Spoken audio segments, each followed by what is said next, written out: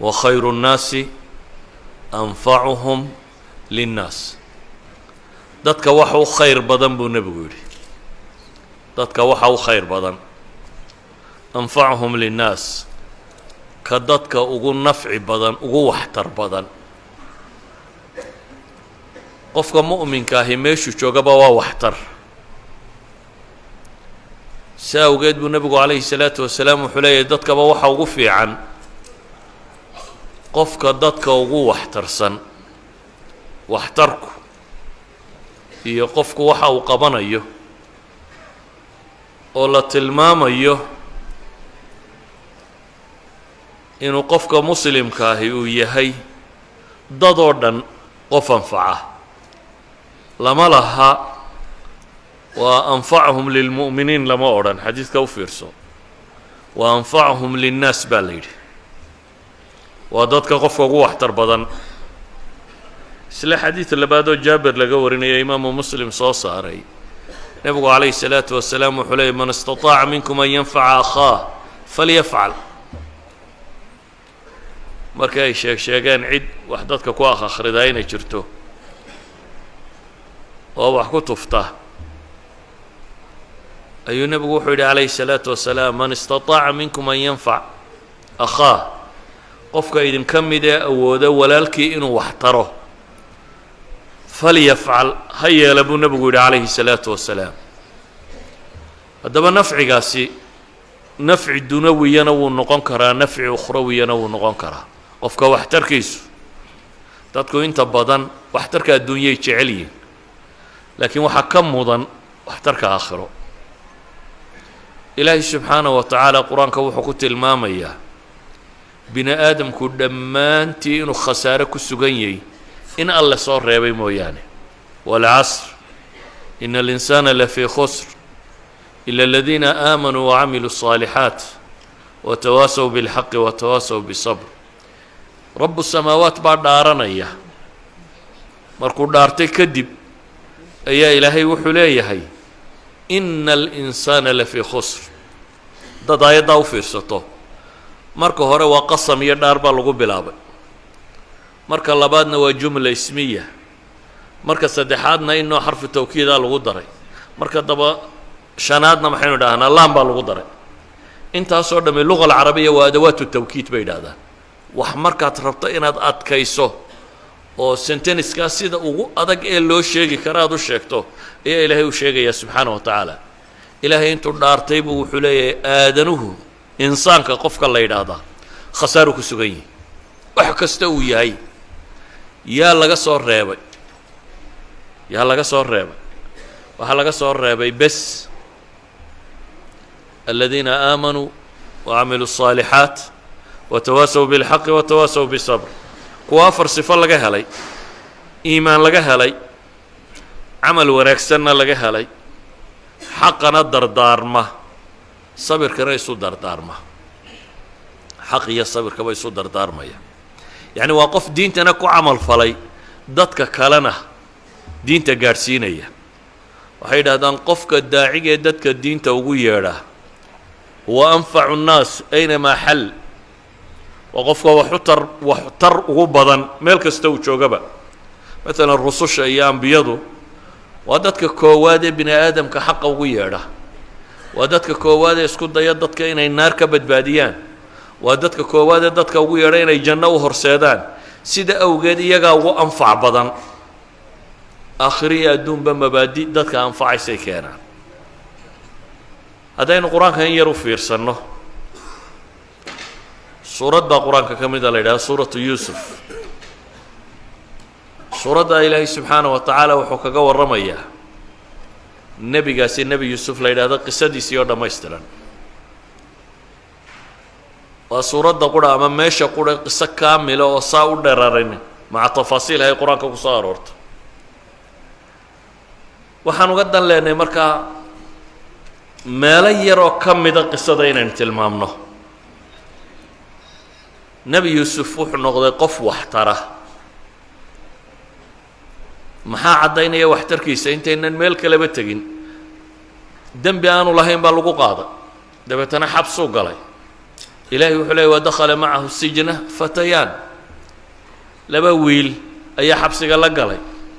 لبا دي ويل وين رياضين مدو حكون رياضة يسوى خمر توجينا يو سمينيا منا يسوى خبز مدح كسيده وشنبركا عنيا نبي يوسفنا علم الرؤية إلهي بابري سبحانه وتعالى الرؤية الصيد الله فسره رؤية يفسر كده علمي رؤية مر ومن الشيطان مرنا ومن الله سبحانه وتعالى تمن الله وجزء من الوحي رياضة نبطة مركا إما إني تحي سيدادو أركت يعني تأويل بو باهنين لكن إن بدن إني تأويل باه تابا الله أركاه كتأويل كو باهنينا قد يصيب المفسر أو المؤول وقد يخطئ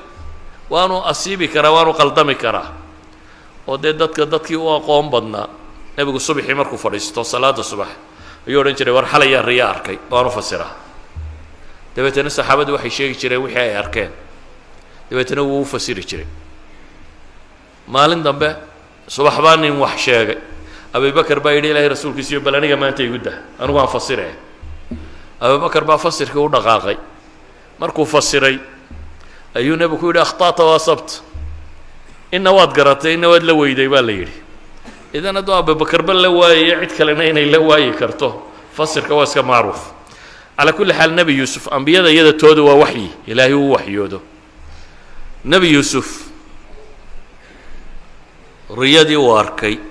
ويلاشاس الرياضة ياركين waxay leeyihiin noo fasir laakiin meesha aan uga dan leeyahay waxa weeyaan aayada gabagabadeeda inna naraka min almuhsinin bilay isagoo maxbuusa ayaa waxay leeyihiin waxaanu aragnaa inaad tahay qof muhsina qof ihsaan badan qof dadka hagaajiya inaad tahay ayaanu ka marxaati kacinaa bay leeyihiin idan isagoo maxbuusa ayuu muhsinaha ومحابسته يدد كانوا لحريني وانا اقول شيقيا خير كلا كفائدة وها قف محسن وسود وينيا وها كرات كقرن كرتا ولا الذي سيقدك كردي ايه دبتنك قتقي ايه لهي بدباديي بريد دنباي ويا مادين وهو ذا هذا النحمري وكي ولالكي كلا هري دبتنا وحي يدهدين يا أيها العزيز إن له أبا شيخا وحليه يا أبا وين وعين كاسيوك ونوسودا إنا نراك من المحسنين بي ومرخاتك عياني أنا إساقو قرنا يني كوي قدك كل رديهين أي هدنا يقو حي ومرخاتك عياني ومحسين هاي ويقو وين بدن وصم فلي وإحسان سميي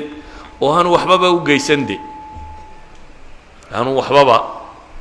بل إني مر لبعض ظلمين ينا لهايين كان يرهدوا حضي مدى ولا لهايين وكهر رياتوك هابا إليه سجيه هرتاقيه إن يسرق فقد سرق أخ له من قبل ولا الكيس يهرتوكها وأنا يوسف قايل هذا يعني لكي بين تاسك الشيء هدنا وحي وقمر خاتك عيارين وسقوا محسن هي سدان ولا رقمي إسلا النبي يوسف دينو قصدي سمال كلكة المامنو صدحات إساقو حبسيك كتشرة وظلمي كحران ودنبي أنكو عدانين لغو قاضي وناقو مرمرسية وسمايين ويشتكيين وولي بالحري markii ay u muuqatay boqorka inuu yahay niman waxba geysanin markay u muuqatay kadib sa quraanku tilmaamayo ay u cadaatay nabi yusuf inaan waxba geysanin ayuu hadana xidhay iyagoo leh warka laga sheegay guriga boqortooyada iyo waxa si loo ilaabo isagaan ka iska saaro oo isagu xabsiga ha galo xabsigu galay isagii ay dulmiyeen xabsiga ku xidhnaa ayaa boqorkii riyooday boqorkii markuu riyoodayna xaashiyadiisii iyo dadkiisii buu sheegay riyadii oo yidhi yaa fasiraya waxay yidhaahdeen adgaasu axlaam garan mayna baa la yidhi riyadatan si loo fasiro ma garan karayno akhiiran labadii nina uu riyada u fasiray oo midna uu yidhi waad bixi doontaa midna yidhi adigu bixi maysid kii baxay goormuu ayuu wuxuu ku yidhi war bal boqorkaa waxaad xasuusisaa kayskaygii dee dembi layma haysta haddana meesha waa iskaga jiraaye bal xasuusi markii uu xaashiyadii boqorkii iyo meelihii yimi waabuu iska ilaabay nebi yuusuf baa badkalu iska galay kiibaa xasuustay markaasuu yidhi xabsiga waxaa jooga nin fiican oo riyooyinka fasira boqor haddaad i dirto oo ninkaa ii dirta inaan u tago riyadaadii fasir baa loo helaya taawiilkeeda waa la garan doonaa markii dadkii kale riyadii garan waayeen buu yidhi baloorad u tagoo soo fasir dheh waa u yimi waxay idhahdeen boqorkii riyadan buu arkay yuusufu ayuha sadiiqu aftinaa fii 7 baqaraatin simaanin ya'kuluhunna 7 cijaafun way u sheegteen warkoodii waxaad nooga warantaa bay idhaahdeen 7 sac oo naaxnaacsan oo 7 engegani cunaya iyo 7 saabuuloo cagaaran iyo 7 kale oo yabis ah engegan nooga warran bay idhaahdeen adiga hadday inta boqortooyo ku xidhato dawladiyo haddana ku dulmido ay ku yidhahdaan riyo noo fasir maxaad odhan lahayd warardoo iska taga waxba idin fasiri maayay ila meel cidlaa bay kugu haystaane weliba waxa intaa ka sii daran haddaad ogtahay riyadu inay sheegayso inay jabayaan maxaad yeeli lahayd inay jabayaan nebi yuusuf muu odhanin war gaalatiinay dhaafa muu ku odhanin war waa nimankii dulmiye waxba idin fasiri maayo iska taga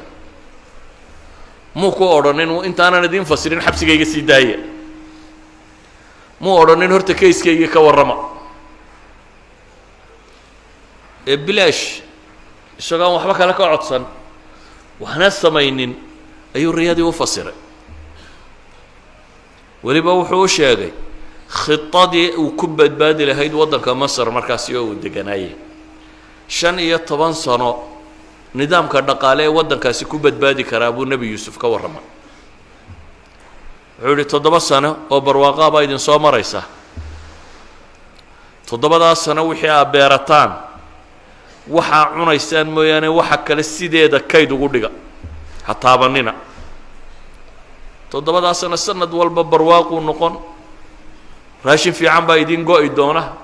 waxa aad beerataan inta yaraa cuntaan mooyaane inta kale kaydiya 7 sannadood kaydkiinu ha socdo waxaa ka dambayn doona buu yidhi 7 sannadood oo abaar ah oo aan waxba idin bixi doonin 7daasi waxaa cunaysaan wixii aad kaydsateen 7dii sannadoodee hore kadib waxaa iman doona buu leeyahay caamun fiihi yugaahu nnaas sannadaa barwaaqaysan doontaan oo riyada wixii loo sheegay waxay ahayd 7 iyo 7 sac iyo 7 sac ama 7 saabuul iyo 7 saabuula hadday 14 ka ahayd sanadka 15aad xagguu ka keenay waxay culammadu yidhahdaan dee haddii 7 barwaaqaa la sheegay oo 7 kaloo abaara la sheegay dee waxa ka dambeeya waa inuu noqdaa sanad barwaaqa ah ilaa haddii kale waxaa la odhan lahaa 8 abaaraa ku xigayse nebi yuusuf markaa wuxuu u sheegay 15 sannadood khitadii ama balaankii waddanku uu kaga bixi lahaa abaarta iyo dhibta buu sheegay waxna kama dalbanin waxna muu weydiisanin waxay tilmaamaysaa qofka muslimkii inuu yahay qof waxtara waxtar buu yahay hadduu dhul gaaleed joogiyo hadduu dhul muslim joogaba hadduu dad muslime la nool yahay iyo hadduu dad gaala la nool yahayba waxtarkiisa koowaad oo ugu muhiimsani waa inuu dadka naarta ka badbaadiyo waxtarka koowaad waa inaad dadka diinta u sheegtid waa inaad dacwo ugu yeedhid waayo qofka noloshiisa adduunya ta aakhiraba waad badbaadinaysaa haddaad jidka quman tusto waxtarka labaadna wixii adduunye aad tari karayso ama caqli aad ku kordhin karayso waad ku kordhinaysa muslimku gaalka oo dham isku mid maaha gaalka muxaarabka aad dagaal iskula hortaagantiina dee goob dagaala joogtaan waa masalo